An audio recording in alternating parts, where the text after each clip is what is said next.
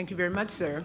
I think in our first session, we did a pretty good job in terms of what's happened to you guys, and you can always, you military servants, can hear by our questioning that we're very concerned, and I'm sure the entire Congress would be. I'd like to use this time to talk more about the incident, what actually happened, if it was any recordings, if you took any notes, and anything else you might help to educate us in terms of what we're looking at in line with what this hearing is about. And I think I'll just go down the line here. I think I'd like to do Mr. Pope first, Frascona second, and then we'll have the two servicemen. Mr. Pope. Thank you, Madam Chair. We have, I guess, a significant problem in terms of the evidence record that despite the fact that the Ministry of Defense case file has now been declassified and released, and you'll have some of the papers, the document that I referred to, dated February the 16th, in the final paragraph where it mentions that General Gabriel visited the base, papers relating to that visit have not yet been located. And it's my hope that this would be perhaps the key in unlocking not just John and Jim's quest for their medical records, but perhaps a wider revelation of what it is that we're dealing with. Because clearly, if the Commander-in-Chief, United States Air Force, visited, and we know exactly because of that document the timescale, it must be between the date of the incident itself and 16th of February. People, whether they be journalists or attorneys or whoever, have a very narrow window of time to go after the paper trail that must exist, clearly must exist, showing why such a senior United States Air Force officer visited those bases. And it seems to me that there must be questions that could be asked along the lines of, may we have the paperwork relating to the general's visit, to the items of evidence which were removed, presumably back to his headquarters at Ramstein, to any investigation that was done either at Ramstein or by headquarters, USAF or DOD, or indeed by any other agency. So I think there is this possibility that armed with the declassified Ministry of Defense document, we now know what we want.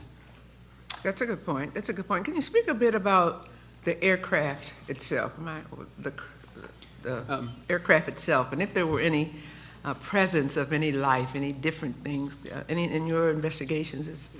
Can you share with the committee anything along those lines?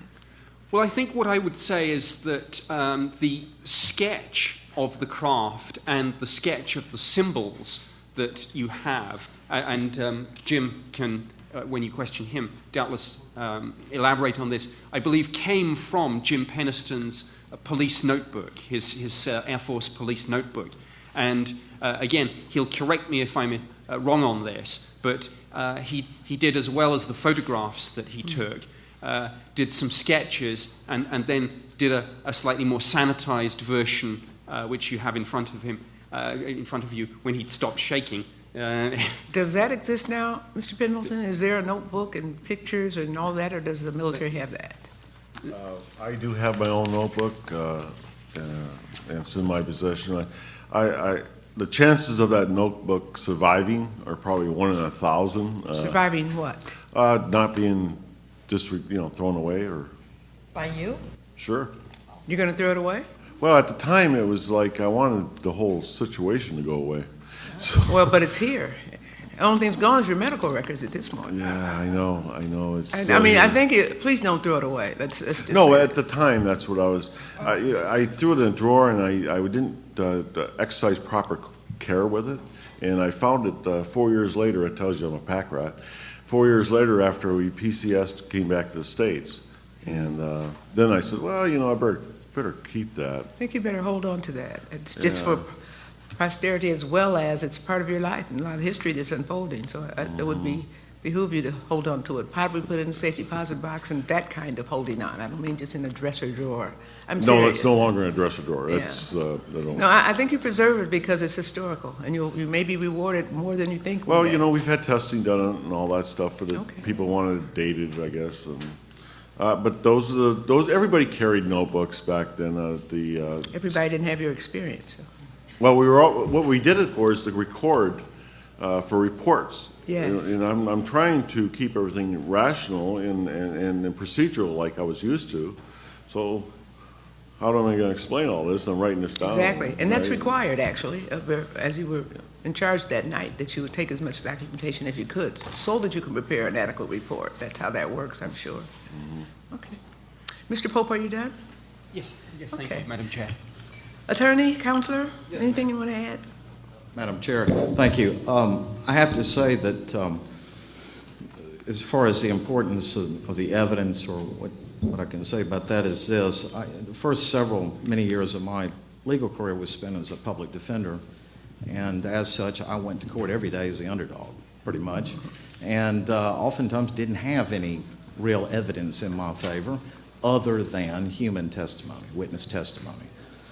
And I gained a respect for, much like I'm sure each of you have through hearings such as this today, that the testimony that you hear from your fellow man or woman can be just as good, if not better, than documentary evidence much of the time.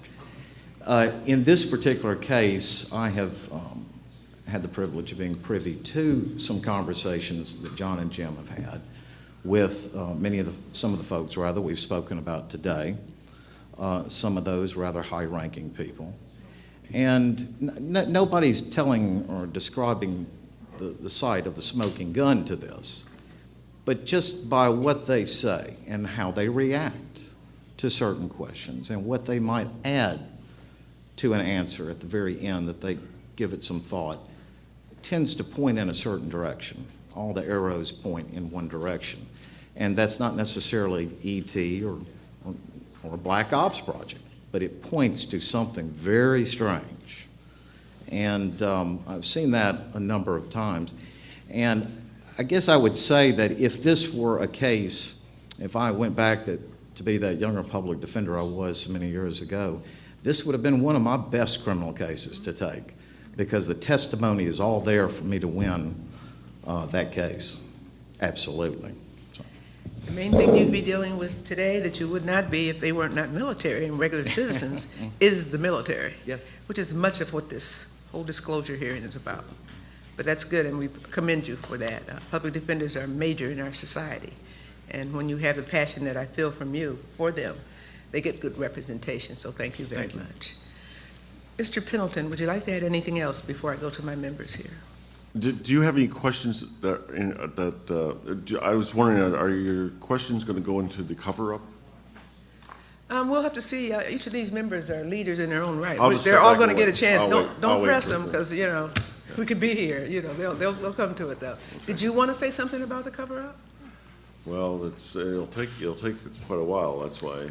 Well, I want you to paraphrase, because one thing about it, you've lived it, you were there, you're here with us today, and whatever you'd like to offer, you should start. I think that because of the culture and the environment at the time of the Air Force after Blue Book, it wasn't prudent or good career moves to be talking about any type of phenomenon or UFOs or things like that. It just wasn't a good idea for your career.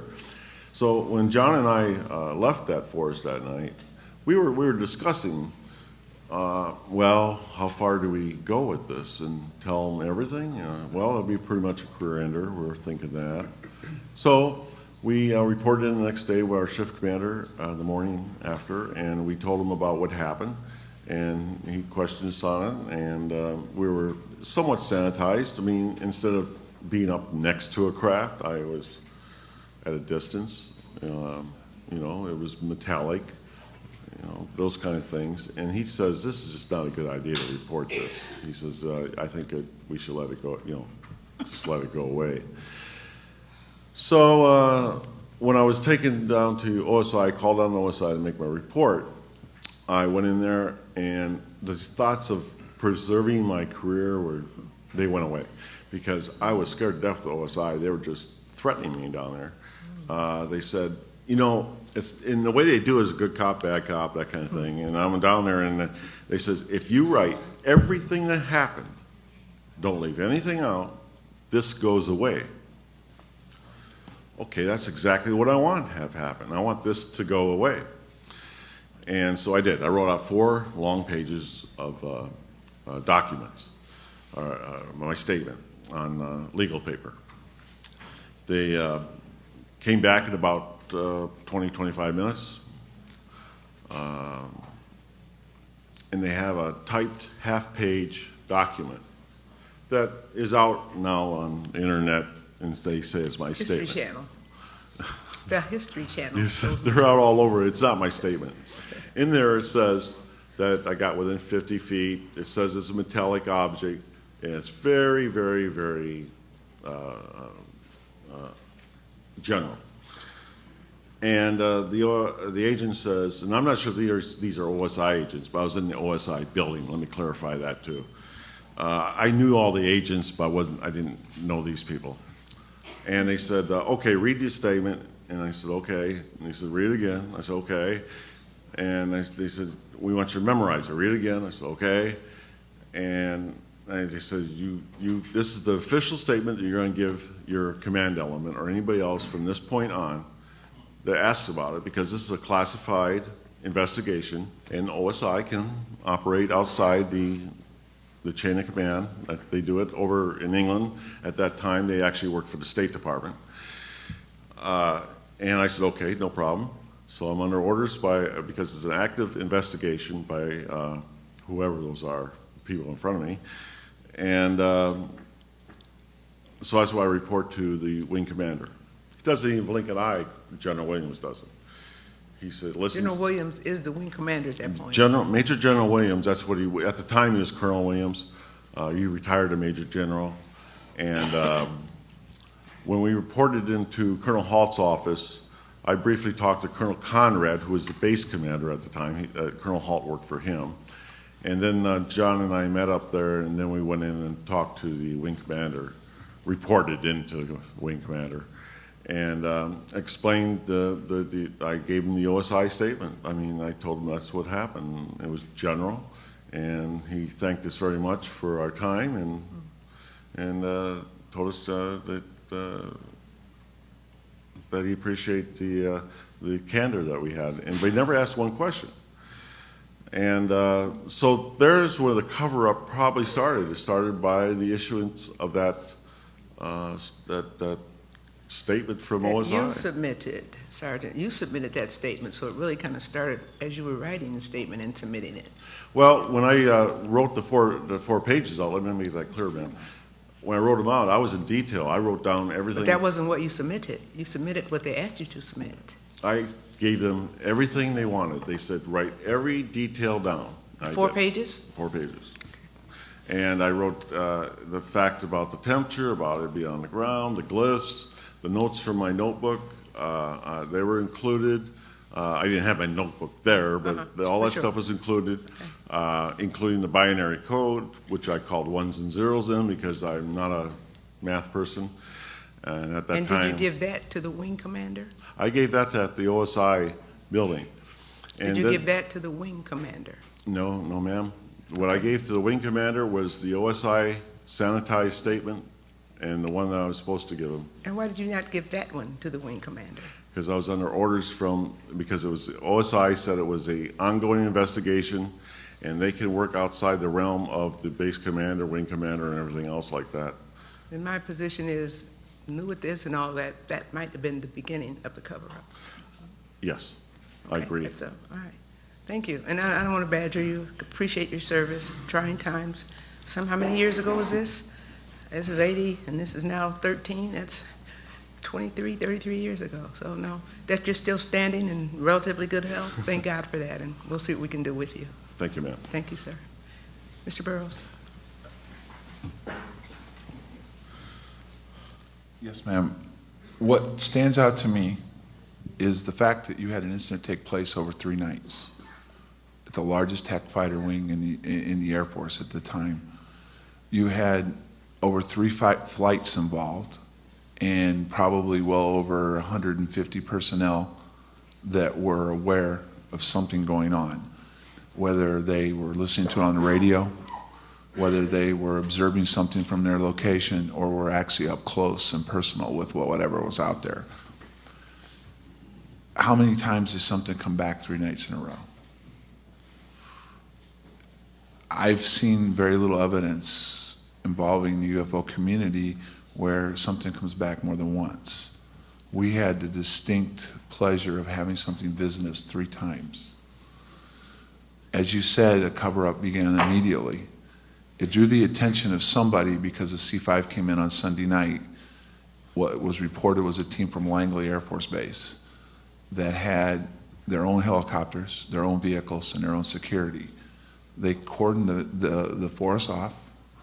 I was posted on the gate on Monday, Tuesday, and Wednesday, and my orders were, because I was already involved in the incident, that you'd be aware that some strange things could possibly be going on. If I saw anything happen, it was my job to not report it on the radio, but to call it in on the phone. Don't get alarmed by anything that could be going on, but if there's something of extreme importance, call it in on the phone. So we had a team out there investigating what we were involved with. What's also interesting to me is the fact that it was off base, and that wasn't our property. Yet the United States Air Force was given the lead on this investigation. Why is that? What did they already know? Was there something that keyed them into whatever we were involved with? Why would they send a team in from Langley to investigate this? From there, after the investigation was concluded with the team and they departed, there was all kinds of rumors of what was going on. What Sergeant Pennis and I did was what we were told to do, is to remain quiet. But over the years, different personnel have come forward and been interviewed about what took place. Different things have come up as far as what was seen.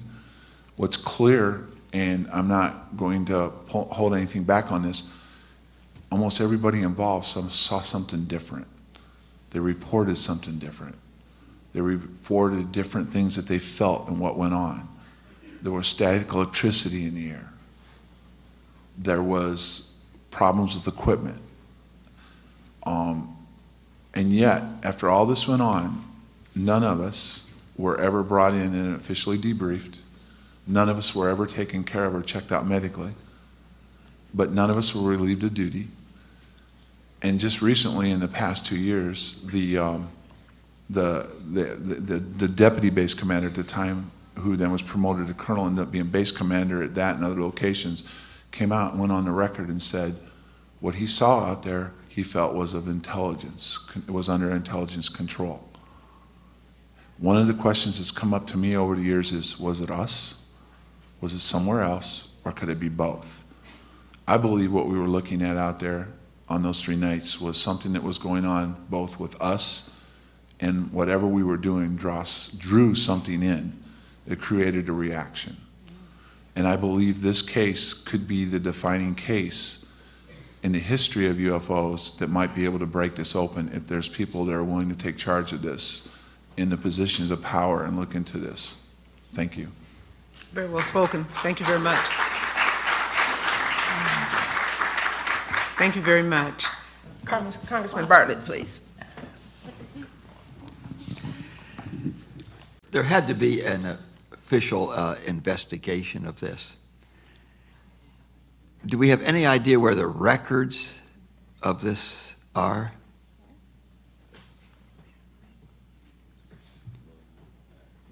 My best assessment, sir, is that the start point was General Gabriel, Commander-in-Chief, United States Air Force in Europe, but whether his staff, after his visit, conducted the investigation, or whether his staff then handed off the investigation to somebody else, I don't know that, sir, but at least having the start point, it should enable Freedom of Information Act requests to say, if you don't have those records, who does? Is it my understanding that when he left, he took with him some of the documentation? Yes, sir. It was the custom and practice of the Deputy Base Commander, Charles Holt, to take with him a handheld cassette recorder on which he documented his thoughts and observations. And it's that tape recording, which is now in the public domain, that is referred to in the document has been taken back to Ramstein. What the document does not say and itemize is what else he took back. But we know, for example, from testimony of others involved, that there were things such as soil samples that went somewhere, samples, I believe, from the damaged trees that were facing this craft, and indeed whatever documentation the general may have taken with him. You were there when the craft took off, sergeants? Yes, sir. Yes, sir. There was no sound, or was there sound?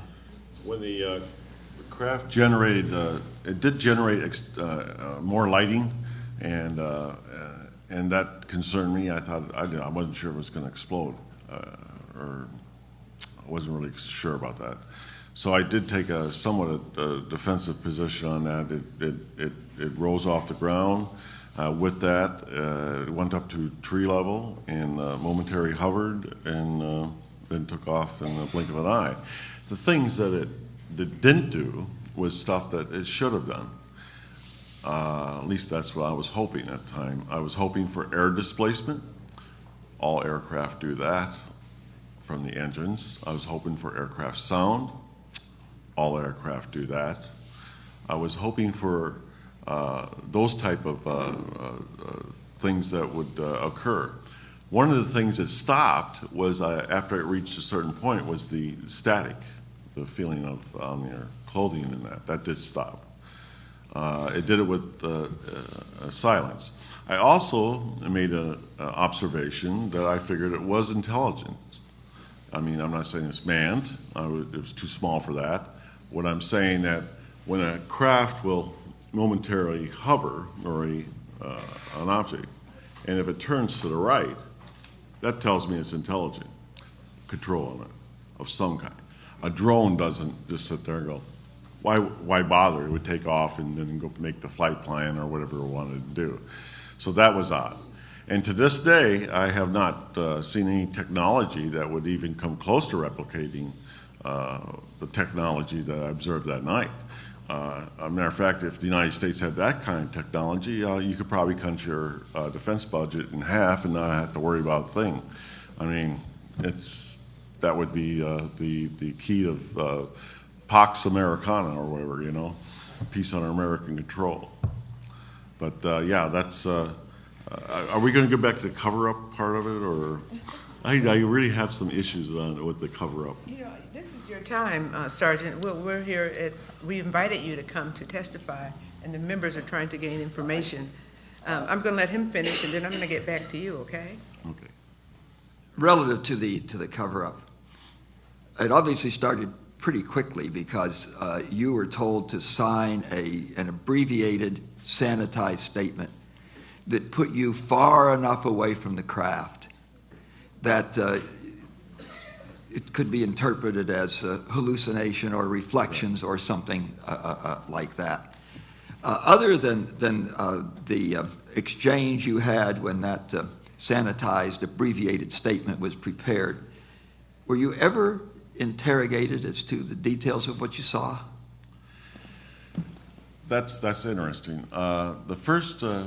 The only time I consciously remember being interviewed, that's a nice way to put it, at the OSI building was on, I believe it was the Monday after the incident. The incident happened on a weekend, and I believe it was Monday or Tuesday when I was called in there. I remember that, and that's writing out my statement and all that.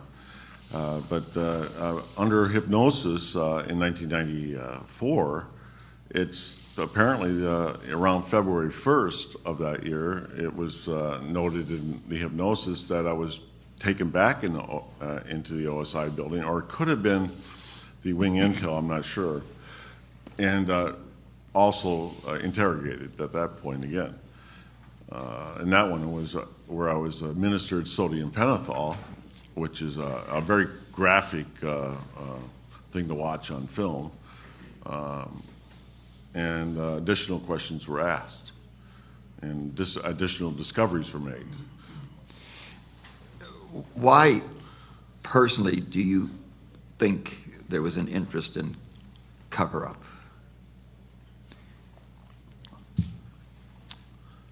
Well, there's, I think, John alluded to it a little bit earlier. I think part of the problem they were drawn into the area. This object was drawn there because there was interest in the area, and the interest has to do with a top secret facility, which I later wrote security plans for and stuff at that base, which was Rendlesham Heath. It was a C3 facility, communications, and it had a building there that at the time had a retinal eye scanner. In 1980, that's like high-tech stuff, and you don't really waste your money, the government's money, on those kind of things over there like that. But that was the unusual part of it, so there was operations within there, and they were civilian, by the way. None of those people were wearing uniforms. And then just down the street from that, another mile and a half or two, was MI6, British intelligence that operated out of there. And then, of course, we had the control towers that were strategically placed around the base, too, that operated radar systems and the communications. It's also a part, and I think John should talk a little bit about, if you don't mind talking a little bit about Cobra Mist. You want to talk about that? Okay. Yeah. Okay, this is documented. It's on the internet. Before our incident, there was a project called Cobra Mist. I don't know if any of you are aware of it, but it was over the horizon radar. The Russians had their project called Woodpecker, and there was activity going on between both sides trying to counteract this particular technology. What's interesting is, and it's posted right in the why it was shut down, was when they posted Cobra Mist on the coast. And by the way, the NSA had a facility there with Cobra Mist. Was the fact that it didn't work properly. They brought in the Stanford Research Institute to find out why it didn't work properly. Okay. What they determined was that there was something coming from inside the country that was keeping it from working properly. They had spent a lot of money on this project, and they just shut it down almost immediately after that. But the thing was, the people that worked on Cobra Mist, civilians and military, and the Stanford Research Institute never left. They were moved on to Bentwaters, Woodbridge, and at Rendlesham Heath. So what appears to happen was whatever they were working on at the time, they came to realize something else was going on in the area. And they continued to work forward with whatever project they were working on at the time. There obviously had to be a lot of discussion about what had happened there. There are three fairly obvious possibilities. One was it was an experimental something we were doing. It was something the Soviets were doing, or it was extraterrestrial. Which of those was the general consensus? For the rest of the base? Sir? You mean for what the rest of the base? Well, yeah. There had to be a lot of discussion as to what went on out there. No, Things were shut down. The discussion was limited. Anybody that was in the know was told it was classified. You don't talk about it. Anybody that wasn't in the know talked about it. How quickly were you told that? That was the morning. It started almost immediately with the shift commander and continued on with the fact. And also one other note that we confirmed through the controller who was in charge of writing up the reports that day, all the documents were immediately classified secret. Yes. And what's interesting is CNN, Chuck DeCaro, special assignments reporter, attempted to do a report on the incident, and when he asked for the incident reports and the 1569s and the blotter entries on this, do you want to know what his answer was given to him? Yeah. They disappeared. They're lost. Somebody took them. We don't know where they are. Okay. Did they give you any indication why they were classifying it? Let me give you additional. One last question. Minutes. Any No, it's indication okay. why they Take were your time. classifying it? No, at the time, I mean, you got to remember 1980, we were young airmen. Today, we have a general idea why it was probably classified. Well, it's because they wanted to cover it up as a general consensus. I Now, think at that it- time, they had to have some explanation why you classify it. No, Security? we were not in the need to know. We didn't have the Okay, clearance level okay, or thank the authority to, ask why. We were told to shut up and color. Some of the other evidence that was taken, I would assume would be taken by General Gabriel, was in the wing command post. It's a hardened shelter on Bentwaters, our control center for up-channeling helping hands, covered wagons. These are code words for security reports, down-channel reports, DEFCON 3s, those kind of things. They have at the time, a reel-to-reel, and they would record all of the radio transmissions on our 4 channels. I believe we had 4, a command net and I think a LE net and a couple others. And they would record all that. Those things, like that's a smoking gun. That actually had our radio transmissions and what was transpiring over the net. Those were taken. The 1569, which is a complaint and incident report, which is, once you make a blotter entry, it's a more detailed report that you write out from your notes, and that would go on record. But we were told by the senior controller, and that was Sergeant Coffey, that those were immediately pulled from CSC, Central Security Control, for and classified secret. So that was another step toward the containment efforts to have it quieted down and some more misdirection. I'm still holding off on the cover-up. I really am biting at the bit on that one. You've done that pretty well, but you just mentioned another opportunity to discuss something, and I didn't write it down, so I'm kind of, what else did I said I was going to yield back to you to ask. You ask, are we going to talk about? Well, here, when we're told everything's classified, and anybody else that was involved, it's classified, don't talk about it. And that, we take that seriously, and protect our country's interest. Then they decided to make cover stories. And, the brilliance of the United States Air Force in cover stories, I love it. They said that it was alien. They said it was ET related. They said they had floating stuff, and all this other stuff was said. It was a UFO, and with little green men, basically. That's what they said it was. So, Was it? absolutely not.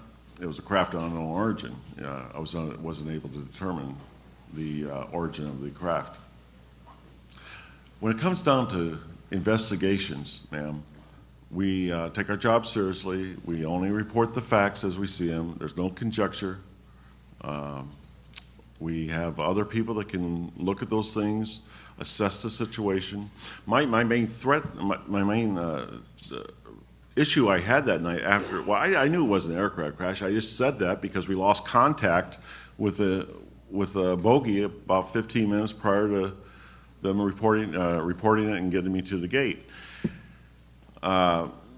So I was thinking it was more of a security situation out there. And we had around 160, I believe it was 6 squadrons of A-10 tank killers there. We had 10,000 people working on that base lived there. We had munition storage, sensitive weapon systems. We had C3 facilities. We had part of the Cobra MIST team that we can't go in those areas. And we had other mission requirements that still remain classified today. And my job was to ascertain if it was a threat to the security, the war-making capability of that base. That was what I was doing out there. So everything we put in a report is not, it's all facts. We don't allude to, even though I must admit, I knew this thing wasn't like in the James Book of known aircraft. I said it had to be some kind of technology that was beyond what we could produce at the time. I mean, yeah, those thoughts went through my mind. But do I report it as such? No. No, I stuck to the facts. The facts that you saw something not normal in Not your normal. training and your experience, and you wrote that in a 3 or 4 page memo, what you saw and what you experienced. I wrote that in my statement, ma'am. Yes, ma'am. What you gave to the wing commander was something less than that. Yes, and I felt really guilty about that.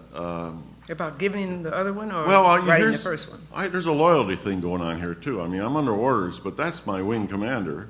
That's my base commander. I have an obligation always to protect them and to follow their orders and not tell them anything that's not true. And here I have orders at the OSI building saying you're going to go ahead and give this statement to your command element or anybody else that asks about it. I lived with that for about 31 years, and I had the opportunity to talk to Major General Williams, Gordon Williams, and that was one of the things I brought up, and he says, don't worry about it, following orders. He says, I know how it was, I know what happened, I understand you weren't treated fairly, he says. I'm here, what do you need from me? Okay, let's hold that one right there. Your point's well taken, and the more you talk, the more it is coming out. We've heard several incidences. Roswell has nothing on this that we hear, and we're going to hear Roswell tomorrow. They're very cousins, probably. I mean, the incidents, sisters, brothers, or whatever. Yeah. But, I feel your passion and your pain. And 30 years plus is a long time. And now to be in a situation where you can't get health care because of your, it's way bigger than the two of you, and I know you know that by now. But let us continue to get the information we need to make intelligent decisions. But we're here to work. You're not just going to see us just for the day. Take our names. We'll help and work with you as well. But we're going to get it back to that Congress that you work for. Oh, who works for you, I should say. Congresswoman Wolsey, please. Well, Sergeant Pennison, I'll leave you more time for your cover-up if you want. I mean, it doesn't sound like you feel like you're finished. Yeah. But I did have a question. You mentioned sodium pentothal. Yes, ma'am. Was that administered during your VA as part of the hypnosis or during the intelligence control or the OSI? In 1994, when I was out of the service, retired, I went to a therapist, and she put me under that. And that's when you told your story, went way back and told the whole thing that you That's correct, ma'am. Okay. And it said that I had additional visits to the, and being interrogated. And that's where they came out about the sodium pentothal. Not, it wasn't a memory that I had. Oh, so the sodium pentothal was when? According to the hypnosis in 1994, that was done on February 1st, 1981, or thereabout, give or take a few days. During the OSI interrogation? Yes, but I knew all the OSI agents. These individuals were not OSI. They were one American, one was British. Okay, the Nothing interrogation. That seems a little strange. And when didn't that make you feel like you were the guilty one? Yes. I mean, like something happened, you made it. I mean, wouldn't you have told them everything you knew without it? Well, it shouldn't surprise you, ma'am, that the government's not always honest. We wanted it to go away. They said that if we went and were completely honest with them and upfront, this would go away.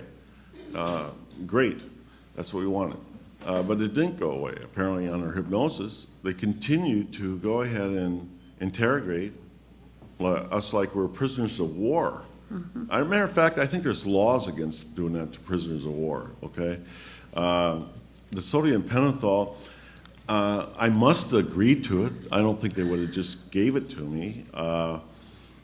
I'm thinking I can guess. I can say, well, maybe they wanted to make sure I was telling the truth. Maybe that was it. Maybe they want to make sure that this wasn't a fabrication of a story or something like that. Maybe that's what they wanted to do. But under hypnosis, it came out to be more of they knew things. And there's things they wanted to know that didn't seem to make any difference to anything. But they had a general knowledge that this has been going on for a while, and there's been a concerted effort to deceive the people on it, the public. And do you want to offer any more on that subject of the deceiving the cover-up? Well, I'm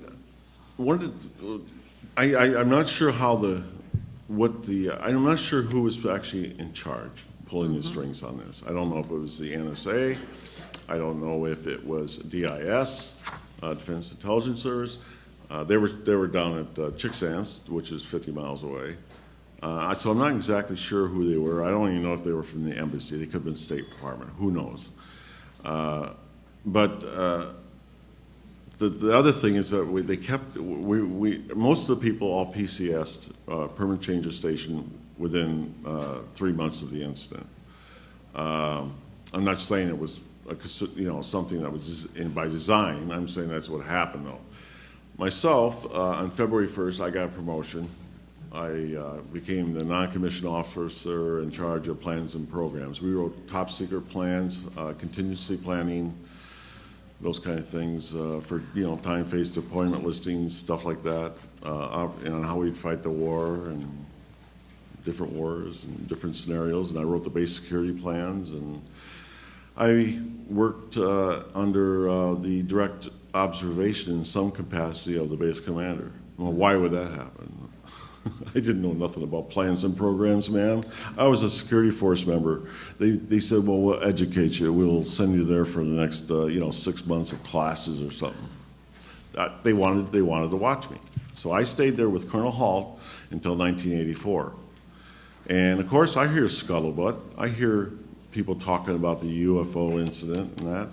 But there are people that weren't in the know. They were just, they were just listening to the false information that was put out.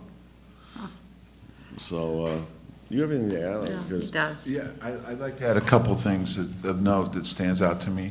Number one, the State Department admits that there was something went on, and by doing that, there was an international incident involved, because why else would the Department of State be briefed? The OSI oversees reports to the Department of State. They don't report to local authorities. In the States, it's a little bit different setup.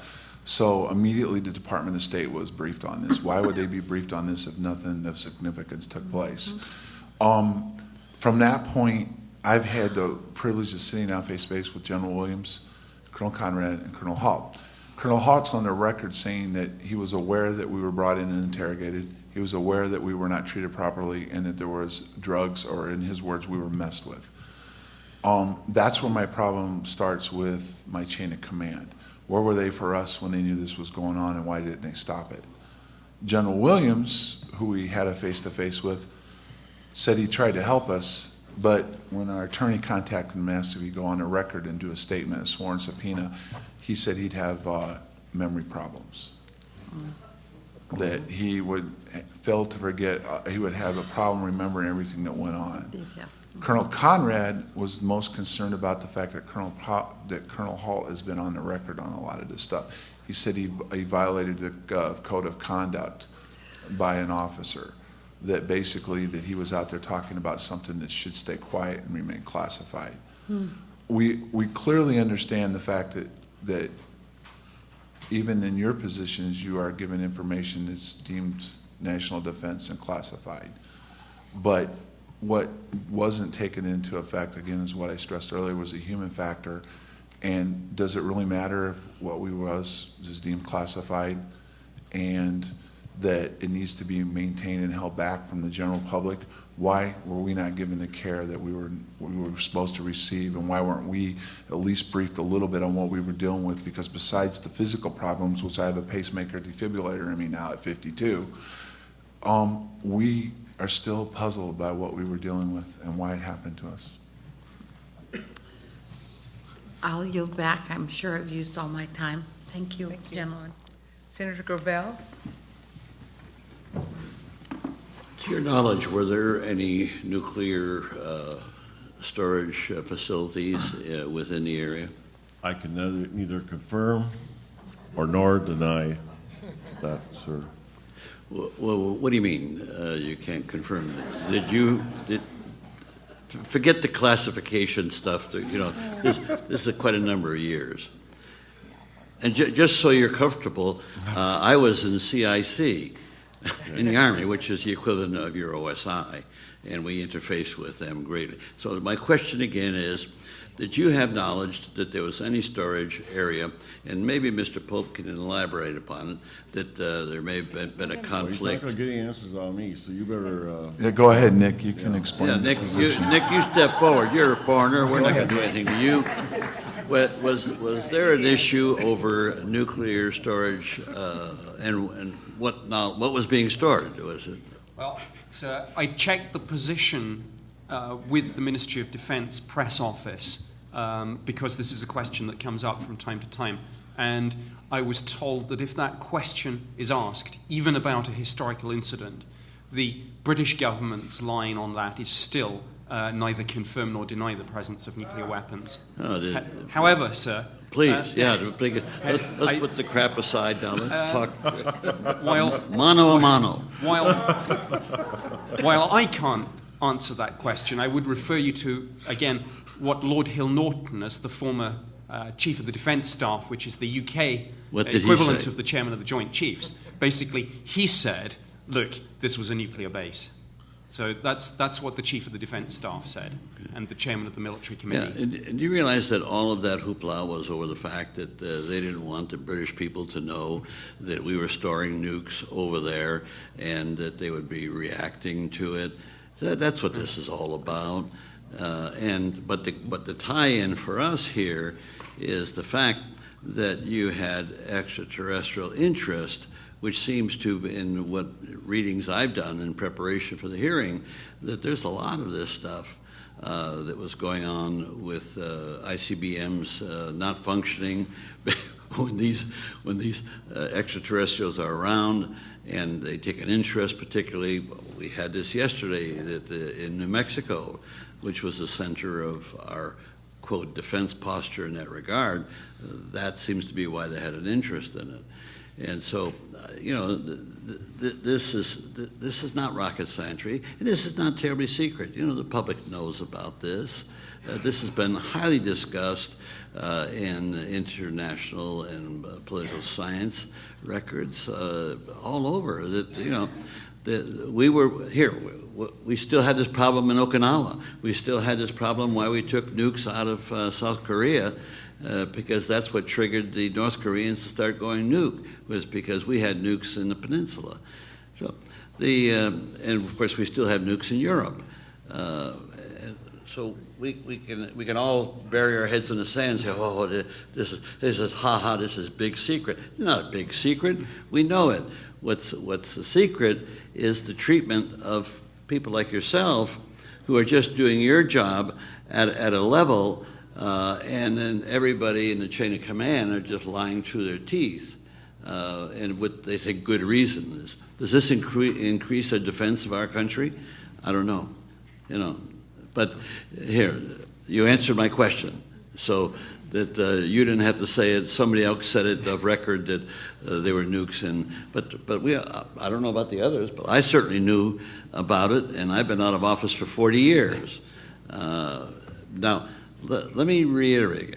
Is there anything you want to fess up that you'll feel comfortable with and sleep better tonight if you tell us? Because there's no danger to you. Trust me, there is no danger to you in this regard. You're out of the service.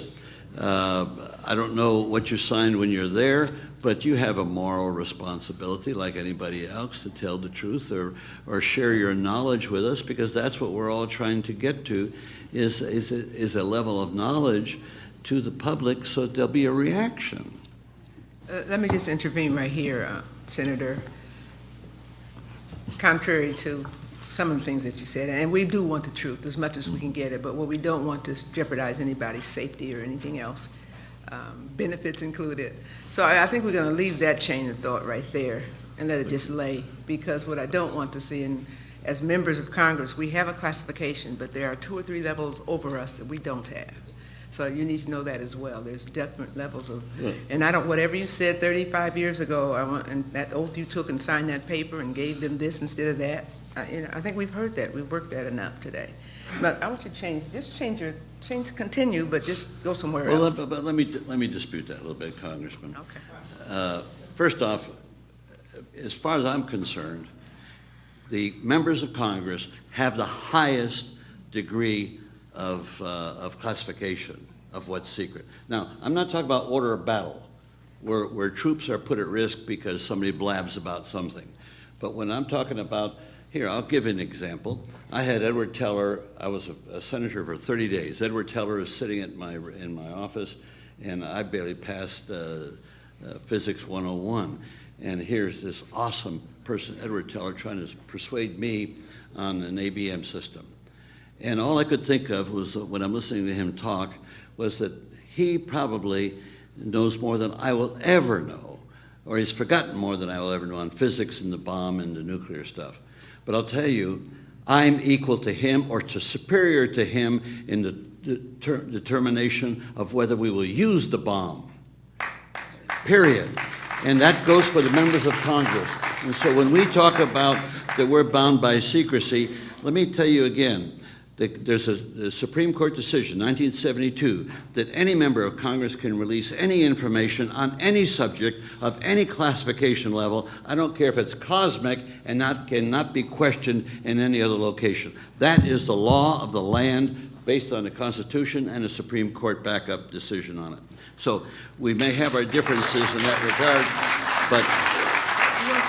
but I'll be happy to terminate it on that. But let me again, if you want to share something that you're feeling uncomfortable about the secrecy, the cover-up, please feel free to do so. But if you don't feel comfortable about doing that, fine, I understand. All I can say, sir, is I believe we're going to continue with our quest. We believe we will expose more things as we go along, things that we can verify as factual, and we promise you anything that we come up with will be made available to you to help us. Great. Okay. Thank you very much. And thank you. Thank you, Madam Senator. You're very welcome. Congressman Cook has just asked for a brief moment. Let me give him a minute, please. I would just like 30 seconds. I appreciate the chair's indulgence to one of the senators I respect more than any. I was a fan of him when I was in college. It was Senator Gravel here. He's a wonderful man. But I would take on what he said. I think there is some danger to you in going beyond what might be protected from a member, from our standpoint as former members of Congress or even as members of Congress. You may not have those same protections. So I advise you to listen to Mr. Frasconia on these kinds of questions rather than any one of us who are not experts on this. But you don't, you guys still have oaths of office. We understand that. But an oaths of... Points well taken. Okay. Well taken. Thank you very much. Congresswoman. Yes, thank you, Madam Chair. Very quickly, how many people, when I first heard you speak about this object that lit up the sky and that you observed and touched, how many people knew about that? Was that reported in the press? You're near a base. Was there a lot of members that at your base that knew about this? There was quite a few people at the base that knew about it, the people that had the need to know. There's other people that seen stuff in the sky. Right. There had to be somebody. If it came from the sky, somebody had to see it. There's a civilian, and he's been on record. His name is Jerry Harris. Okay. He lived just off base, and of course, I got to talk to him a number of years later, and he says, "Well, I noticed stuff was going on." He says, "I seen this light over the canopy of light over the forest." He says, "Then I seen all this activity," and I think they were talking about the third night with John. I'm not sure. And he says, he said it was all unusual stuff, he says, and so there was concern. And then he also worked, I guess he had a car shop, he worked on automotive stuff, and people from the base used that. And of course, the scuttlebutt, which was running amok about some kind of UFO, and that was actually the cover story. Right.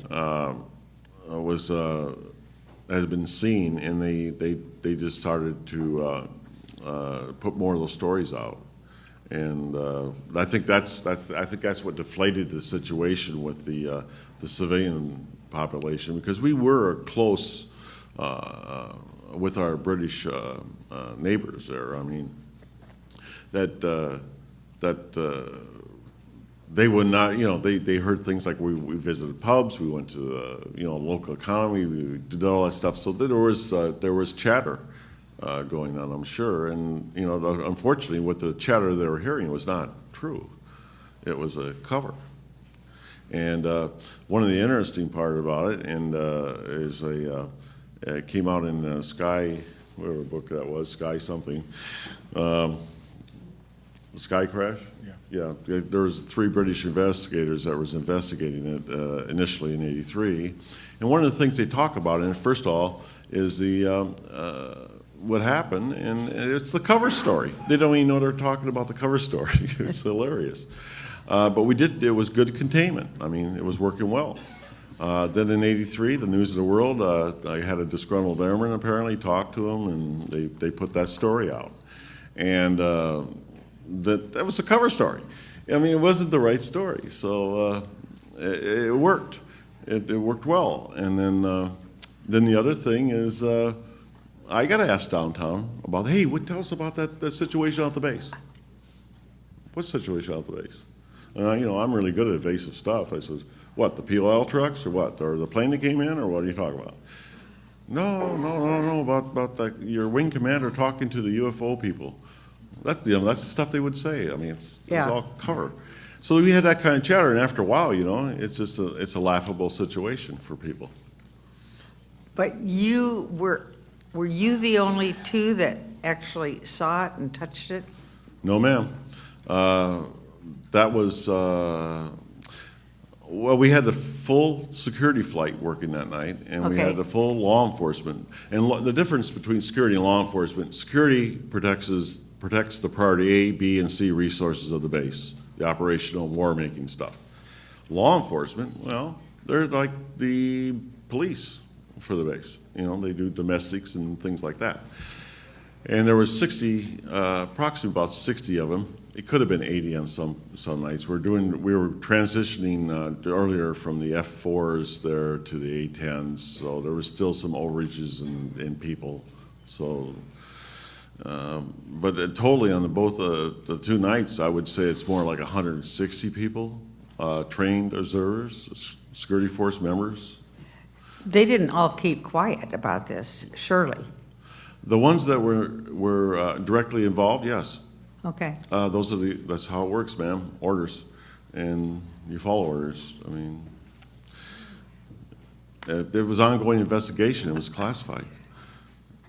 You can't talk about. We don't have the privilege of Congress. We can't talk about things like that. It's criminal activity. They don't use the privilege. Sometimes they don't use the privilege. You're right. So, how many other people? Are there any other people in your situation that were there? I mean, that may have touched it, or there are not touching it. Like I said, I got the distinct or being close by, or close by. I mean, you're talking within 100 to 200 feet. That was the East Gate area. We had a restricted area that was down there that housed A-10s. They were parked in hardened structures down there, and we had security response teams that were patrolling those areas, alarm response teams, entry controllers. We had those kind of people that were working. And what happened is the control center put a order across the net saying everybody just stop transmissions and let us talk and do what we were doing out there. That was a security situation. And everybody got to listen. Everybody, unfortunately, probably watched. I mean, they should be doing their job. At that time, you should heighten your security a little bit more. If there's something going on off the base, right. Don't, start collecting an area. Those are some mistakes that were probably made, some vulnerabilities that we did that probably shouldn't be known either, but they happened, and it was 30-some years ago. It doesn't matter now. There's probably some things that were not correctly done, but it was out of curiosity. People right. were doing that. I mean, why wouldn't you be curious about what had happened? So, Is there anybody else that's in the same situation you are? Why, would any of these people that sort of knew about it because they were close by, would they cover up? Would they be part of the cover-up? Well, Adrian, Can I answer? yeah, go ahead. Okay, Matt, what's interesting is the fact that of the 3 nights, only 5 statements have surfaced from what went on. The first night, there were 3 of us that went out there. The second night, you had the shift commander and the on-duty flight chief. On the third night, Colonel Hall took a team out there, and there was also other personnel in the woods. And different people saw different things. So that's one of the reasons why we come forward, besides our health issues, is I feel it's necessary that anyone that was even out in that area should have the opportunity to be checked out medically and be told what they were exposed to, especially something that's over 30 years old. That's one of the questions he asked me first up. He goes, what the heck was going on out there that would draw this much attention from the agencies involved to this day? What would still be classified, and if it is, what did we have or what were we dealing with that would still remain silent today? Almost every weapon we've ever developed back in that time frame has been exposed that we're aware of, and yet today this is still classified and we can't even receive medical treatment for it. Should we tell them about what happened with the OSI? Oh, yes. Yeah, tell 'em. One other thing that happened, that when we sent our FOIA request, OSI blew their time limit. And after we made certain announcements, they blew it by a year. But our attorney can go into detail the contact we had, and a make-up form they asked us to sign, implying that we could be perjuring ourselves. So they're trying to throw intimidation 32 years later. They're trying to Are intimidate kidding me? you. I mean, you think yes. I can see that you've been intimidated. Yeah, we're intimidated. We're not intimidated. We laughed about it. We went, is that the best they got? Is that the best they can do after 32 years? Is try the intimidation? It had a made-up form, ma'am. I mean, come on, you think we're idiots? You know, that was a made-up form. And then you had contact too, also our attorney, and which shook him up a little bit, I think, because he wasn't used. Were you okay with that? I've had the NSA call me on my cell phone just to see how I was doing. And now, remember I used the word weird earlier. And Yes. this is another example of, you know. So, why the interest?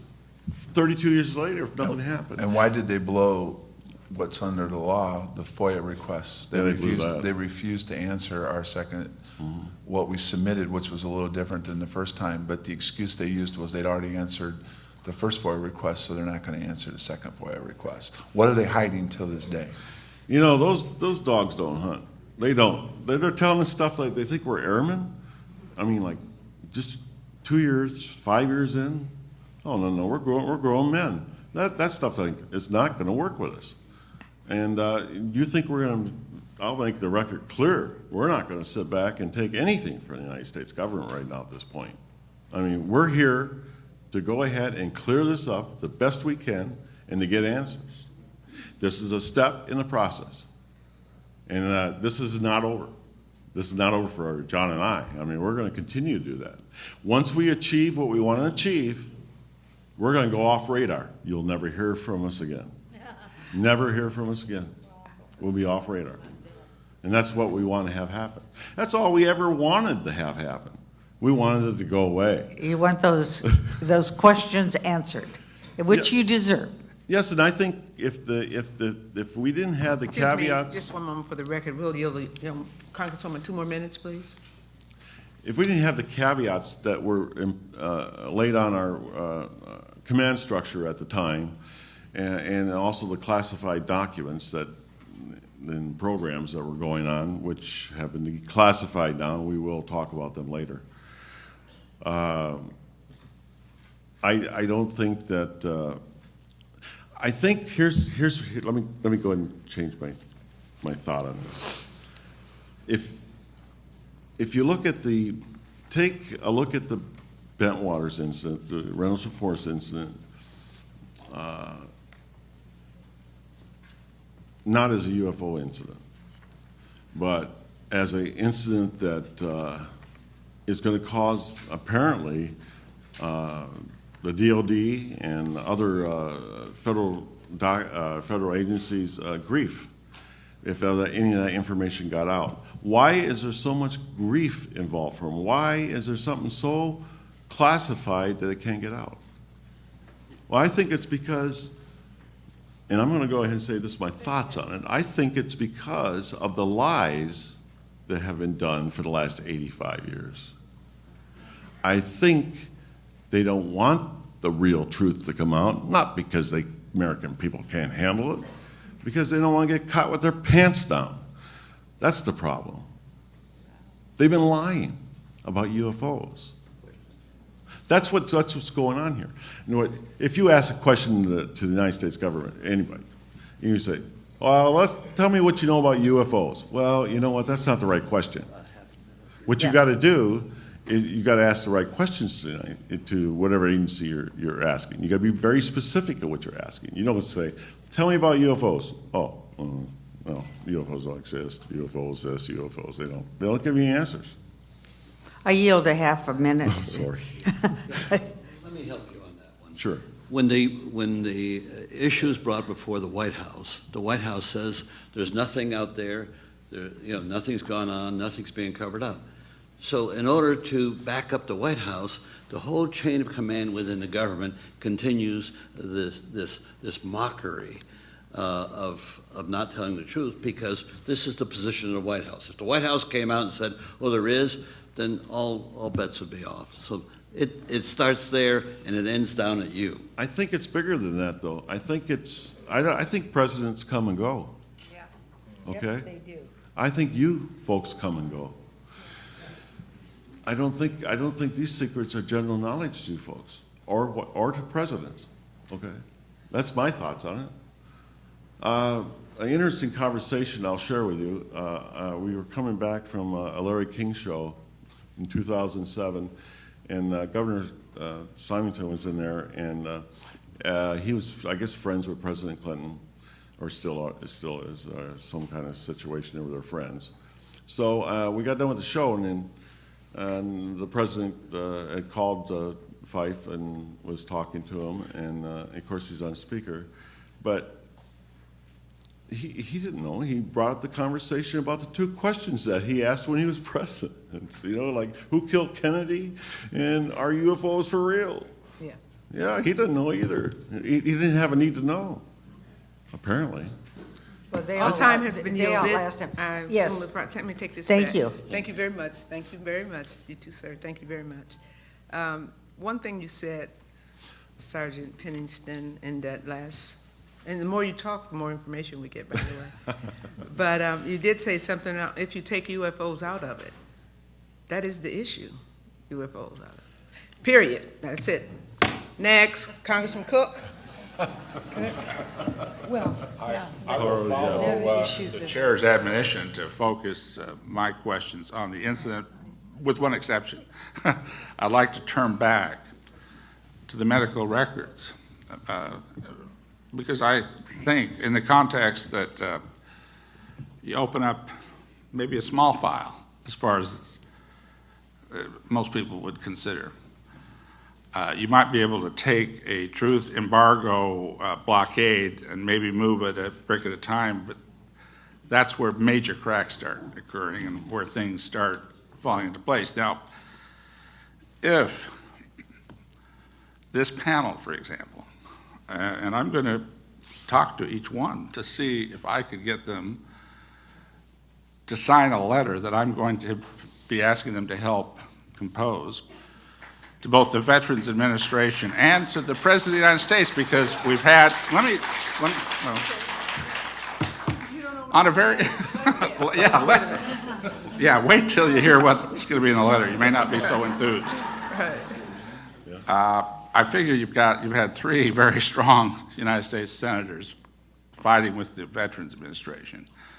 I think it's time to ask President Obama himself in a letter, and maybe we'll initially send it to veterans with a copy to him, and then we'll send it to the president, I hope, or something, to ask for something very simple here, something that may not sound very dramatic to anybody, and that's Sergeant Burroughs and Sergeant Penniston's medical records, because I submit if we see in those white gums, if we see in those heart problems at a young age of a recent Air Force person that served in England, if we find some of the other, and I can't remember each, I wrote them all down, and I may have to talk to you again to get this this letter, but I submit that if we find those kinds of evidences, and what there's no legal reason, I've even chatted with an attorney during the break, to withhold a medical record, and I'm sure your attorneys probably would confirm what my attorney just told me. I think this could be the start of that brick taking down process, at least, so we'll know. Now, getting back to the incident. Bentwaters and Woodbridge, and I'd like to first focus this on Nick Pope. Now, they're in Suffolk County. Now, is that, excuse my lack of geography of your country, but Ipswich, is that close? Yes, it is. Okay, yeah. I just remember serving in Britain for my church, actually. We would go up to there to get American hamburgers because, quite honestly, with all due respect, the British Wimpies just didn't meet our standards in those days. And the reason I'm asking that is because even though those are two RAF, Royal Air Force bases, how many American servicemen are on those, or surrounding those bases, or on those bases, compared to how many British service people? The bases are prefaced as Royal Air Force, right, but essentially, sir, that's in name only. Okay. There is, I think, literally one or two British liaison officers. Yeah. I needed the clarification. So almost everybody there is an American serviceman. Yes, sir. Okay, now this can explain maybe General Gabriel coming in there and just taking charge and upsetting the Minister of Defense at the time. Again, yes, okay, sir. I mean, because I'm going to ask Nick Pope this question directly. If Gabriel hadn't been taking evidence the way it's outlined in your statement at the time, been taking it back to Rheinstein, Germany, or whatever it was, you said the Minister of Defense was upset. This was in the early stages of the Thatcher, the Iron Lady. What did he do about it? What did the British, because this is a significant thing, a Minister of Defense not being happy with something a United States general just did. We've heard this stuff about nuclear weaponry, and I think there might be something very definitely to that, some kind of nuclear. Well, the British have nukes too. It's not just the American, but this must have been, as you say, these were American-operated things, and I'm going to try to hurry this up a bit. But what can you tell me about that? Because clearly there's already lots of evidence of radiation, of something strange that had to be stopped immediately and covered up immediately. Doesn't necessarily mean UFO, as Mr. Peniston has absolutely told us. But give us just a little more detail so that we can get a sense of why so quickly. And I just take a minute because I've got a lot. I still have to get into the incident itself. I've only got a few minutes left. Okay, firstly, I apologize if I have inadvertently misled anyone on this point. I meant to say that the Ministry of Defense was corporately upset about this, not the minister personally. But to just expand on that point, clearly America was always regarded by us in the Ministry of Defense as the senior partner within NATO. And there was, I think, the best way I can characterize a sort of unwritten don't criticize the Americans rule. And so while you'll see in some of those British documents a discernible frustration with the way in which the Americans took over this investigation, that was never articulated in a more fulsome manner. Okay. Anyway, there is a very strong suspicion of nuclear weaponry information exchange or something going on here, but we don't know. But the question I have for Sergeant Peniston here, these two submittals to us today. My understanding is you drew this. Yes, sir. When was this first given? After, when did you draw this, first of all? I believe it was the 27th, 28th, 29th of December. So right within a day or two of the Yes. first? Yes. Okay. And what about this? That was drawn last year. The one in my notebook is too, it's too squiggly. I mean, I'm writing it freehand, and I was nervous. And so I cleaned it up to show exactly what it looked like, and that's what it looked like, except. But this isn't the notebook that you did not throw away, am I right? No, this book is, I still have it. And you have to verify that. The circular object at the bottom of it is actually on the top, on the notes I have, and that's where it was on the craft, so. Okay, that's what I wanted to ask you next, but you answered it. This was what you believe, and in the original notebook that this came from was done at the same Central Time? Right. And you Real say time. December of '80. The notebook was written in real time, sir, Okay. at the time. Okay, so, and you say this was on the craft? That's my observations and part of my report, yes. So when did anybody that's superior to you in the Air Force or anybody in the United States government at all see these initially?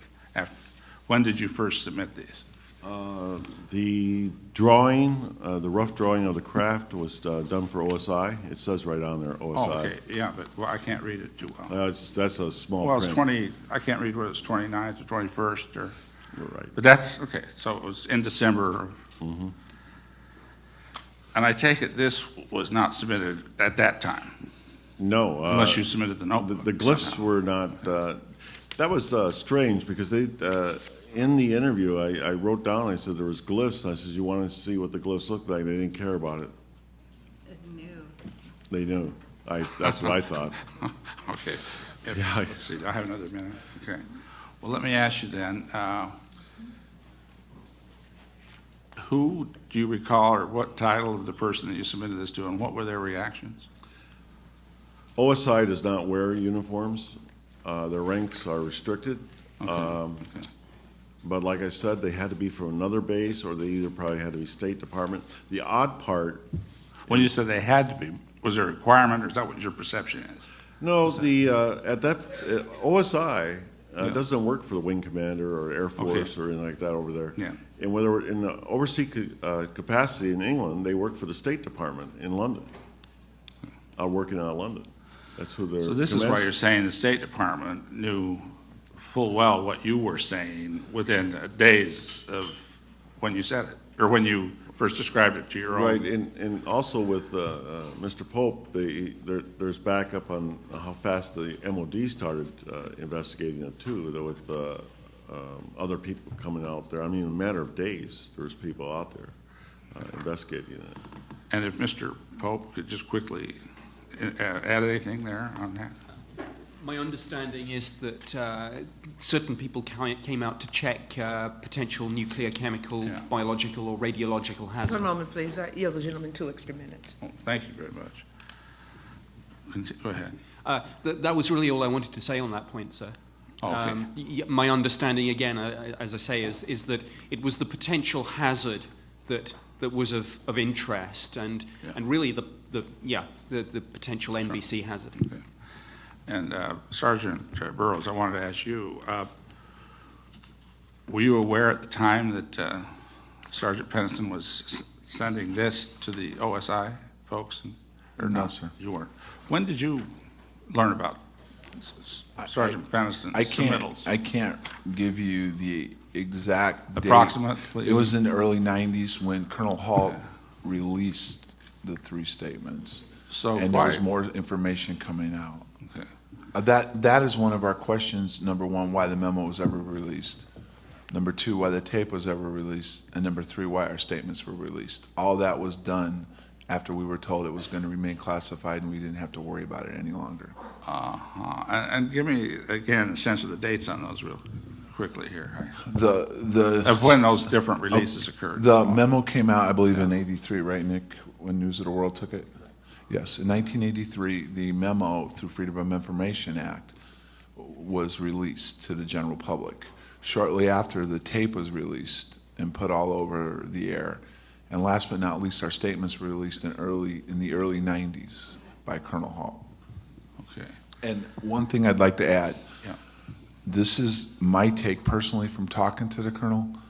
I believe he wants to talk more, but because it's still classified, I believe he feels, and he's gone on the record saying that he'd be willing to talk about what he knew if the members of Congress would bring him in, swear him in, and he would have the protection given to him to talk about what is classified and what's going on. Okay, let me make sure I understand. Is this the same colonel that worked for Gabriel at the time? No, Colonel Halt was the deputy base Oh, commander. their names are similar. Right. Colonel Halt, I believe, would come forward, and he's made statements to the fact that he would be willing to testify everything he knew in front of Congress. Okay. Well, let me just ask you then, that if Nick, you know, or if Sergeant Peniston, you know, or anybody else that might know, within a day or two of the December 26th or first sighting, let's say, the memo clearly showed some indents into the part of the forest where you described the craft as being. Am I right about that? That's correct. There's no question about. There's no question. None. That he wrote that memo, the colonel that was assigned to General Gabriel, that did get released from. That was the one letter, or the one memo we have was. I'm just trying to make sure I got this right. I'm not sure where he's going with this. I'm not going anywhere. I'm just trying to gather data. Excuse me, just one moment. The gentleman's time has expired. Would you like another minute, sir? Just 1 minute. Just one Okay. last And I minute. apologize That's for. okay. I'll try to explain the chain of command. Yeah, please. General Gabriel was in charge of the entire USAFE area. Right. Okay. General Baisley was the 3rd Air Force commander. Okay.